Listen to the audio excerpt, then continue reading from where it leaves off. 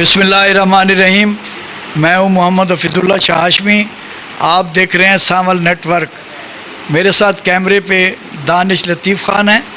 इस वक्त मैं खनान खैल हाउस जंडावाला मौजूद हूँ। साबिक MNA अब्दुल मजीद ख़ान खनान खैल, जो अब 89 से सूबाई असम्बली के उम्मीदवार हैं, उनसे गुफ्तगू करते हैं और उनका शुक्रगुज़ार हैं और उन्हें ईद मुबारक भी कहते हैं। ख़ान साहब, आप ये बताएं कि इस वक्त मुल्क की सूरत हाल पर आपकी नज़र है, इस वक्त कैसे चल रहे हैं मुल्क की सूरत हाल? बिस्मिल्लाहिर्रहमानिर्रहीम। शुक्रिया पीर साहब। मुल्की हालात आपके सामने हैं जी। इस वक्त मुल्क एक क्राइसिस में है। मुआशी क्राइसिस भी कह सकते हैं, सियासी क्राइसिस भी चल रहे हैं, अदालती क्राइसिस भी हैं, सिक्योरिटी के हवाले से भी क्राइसिस हैं। तो इंशाअल्लाह एक कोशिश है हमारी जमात की तरफ से कि जो ये सारे क्राइसिस इनको विरसे में मिले हैं, तो इंशाअल्लाह पूरी कोशिश के साथ इन तमाम क्राइसिस पे कंट्रोल करने के लिए, इनको दूर करने के लिए हमारी लीडरशिप रात दिन मेहनत कर रही है और इंशाअल्लाह ये तमाम क्राइसिस ख़त्म होंगे और मुल्क एक अच्छे और सही रास्ते पे और अमन व सुकून और ये मईशत की बेहतरी, सारे हालात इंशाअल्लाह बेहतर हो जाएंगे।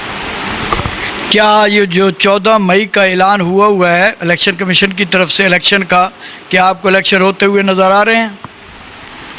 फिर सब 14 मई को आज की अगर डेट का हिसाब लगा लें तो ये जो 27 मई को दोबारा सुप्रीम कोर्ट की हेयरिंग होनी है, तो आप खुद समझदार हैं 27 मई की जो हेयरिंग होनी है उसमें अगर उसके बाद भी ये कहें कि जी इलेक्शन करवाने हैं, तो आपके बैलेट पेपर वो भी प्रिंट नहीं हो सकते, क्योंकि ये बैलेट पेपर हर हलके के हिसाब से प्रिंट होने होते हैं।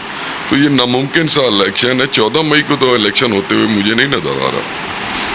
खान साहब, इस वक्त अगर इलेक्शन हो भी जाते हैं और मुस्लिम लीग नून ने बाइकाट किया हुआ है और मुस्लिम लीग नून के आप ज़िली सदर भी हैं, तो उसके लिहाज से आप कैसे फिर इसको मैनेज करेंगे?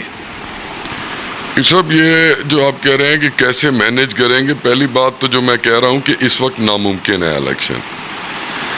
अगर इलेक्शन हो जाते हैं तो वो मैनेज करना पार्टी पॉलिसी के मुताबिक हमने मैनेज करना है, जो हमें क़यादत हुक्म देगी।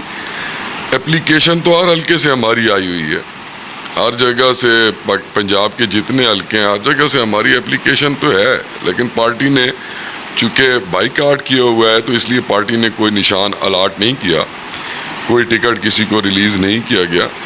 तो जो पार्टी का हुक्म होगा हमने तो पार्टी के साथ चलना है जी, और पार्टी पॉलिसी के साथ चलना है। खान साहब, आपने अपने दौरे हुकूमत में जो तरक्याती काम करवाए और जो बकाया रह गए थे, आप क्या समझते हैं जो साबका दौर गुजरा है जिन लोगों का, उन्होंने भी कोई काम करवाए हैं या सिर्फ खाली आपके कामों पे तख्तियाँ लगाई? फिर सब मैं किसी की ज़ात के हवाले से तो पहले भी मैं बात नहीं करता, ना अब करूँगा। जो काम अगर कोई करवाता है तो वो नज़र भी आता है। पिछले दौर के हवाले से जैसे आप बात कर रहे हैं, तो मेरे प्रोजेक्ट, मेरे काम वो आपके सामने हैं, इसीलिए तो आप भी कह रहे हैं कि आपके कामों पे तख्तियाँ लगाने वाली बात। हमें थोड़ा सा टाइम अभी मिला है मरकज़ में, तो उस हवाले से ये मैं आपके प्रोग्राम के तवस्सुत से मैं अपने जंडावाला के भाइयों को एक खुशखबरी भी देना चाहता हूँ कि जंडावाला का हमारा जो BHU है, RHC है, इसको हमने अपग्रेड करवा दिया है। इसका अभी 3 दिन पहले नोटिफिकेशन हमने करवाया है और इसको, ये हमारे पूरे इलाके की डिमांड थी कि इसको इक्वल टू THQ लेवल इस पे सहूलियात करवाएं, तो अल्हम्दुलिल्लाह उसका नोटिफिकेशन करवा दिया है। यहाँ पे डॉक्टरों की काफ़ी सीटें आ गई हैं, LHB की काफ़ी सीटें आ गई, तकरीबन 40 के करीब इस हॉस्पिटल में नई सीटें हमने दिलवाई हैं। और साथ ही ये भी जंडावाला के दोस्तों को खुशखबरी देना चाहता हूँ कि इंशाअल्लाह बहुत जल्द जंडावाला में ग्रिड स्टेशन का, क्योंकि पहले भी मैंने अपने हलके के अंदर जितने भी ग्रिड स्टेशन है अल्हम्दुलिल्लाह वो मैंने ही लगवाए हैं, और इंशाअल्लाह चंद दिनों की बात है انشاءاللہ جنڈا والا کا گریڈ سٹیشن بھی منظور ہو جائے گا. یہاں پہ انشاءاللہ اس کا کام ہم شروع کروا دیں گے. تو یہ ہم تو ہر وقت جو بھی ہمیں جب بھی موقع ملتا ہے, تھوڑے ٹائم کے لیے ملتا ہے تو ہم اس میں بھی کام کر کے دکھاتے ہیں, لمبے ٹائم کے لیے ملتا ہے تو اس میں ہم بڑے پروجیکٹ لے کے آتے ہیں. تو کوشش ہماری ہر وقت عوام کی, اپنے دوستوں کی, اپنے علاقے کی فلاح و بہبود کی ہم نے کوشش کی ہے.